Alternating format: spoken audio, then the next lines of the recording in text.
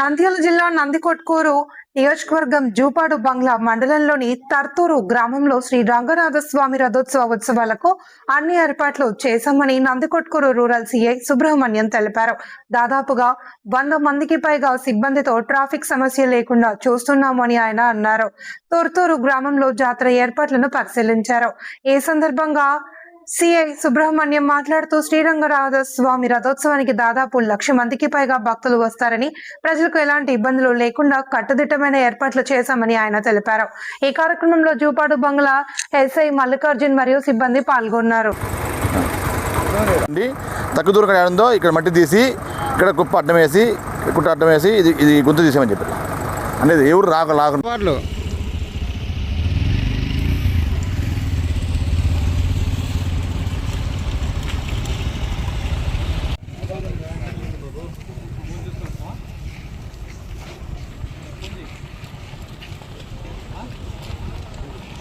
డబ్బులు వాళ్ళ ప్లేస్ లేరు, ప్లేస్ ఎవరు వాళ్ళు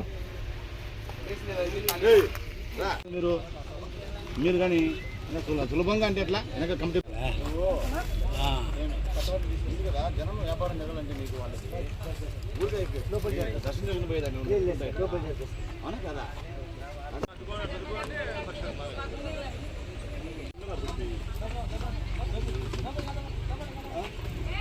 పని కాదు కదా, అందరూ కలుసుకొని వ్యాపారం చేయాలి.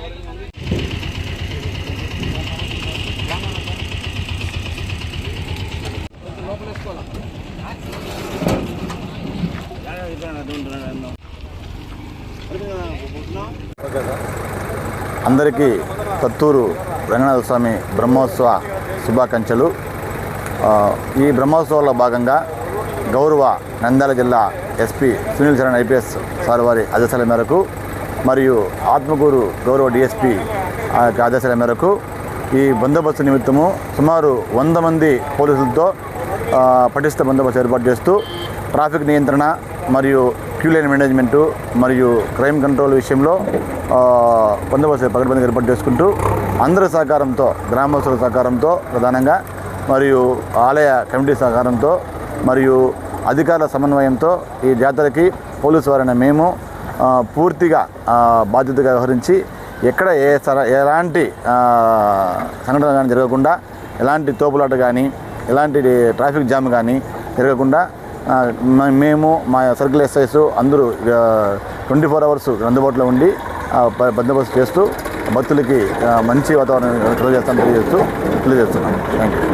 జాతరకి ఈ మన రంగనాథ స్వామి జాతర అనేది ఈ మన నందికొట్కూరు కాన్స్టిట్యున్సీలో అంటే జిల్లాలోనే అత్యంత ప్రతిష్టాత్మకమైన మరియు ప్రాముఖ్యమైన ఒక జాతర ఇది.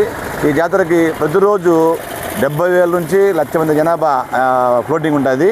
కాబట్టి ఇంత ఫ్లోటింగ్లో ఖచ్చితంగా ట్రాఫిక్ సమస్య వచ్చే అవకాశం ఉంది. కాబట్టి దాని విషయంలో గ్రామంలో గ్రామస్తుల సహకారంతో మేము ఒక ఔటర్ రింగ్ రోడ్ని ఏర్పాటు చేసి ట్రాఫిక్ డైవర్షన్ పెట్టి ఇన్కమింగ్ ఒక రూటు, అవుట్ గోయింగ్ రూట్ పెట్టినాము.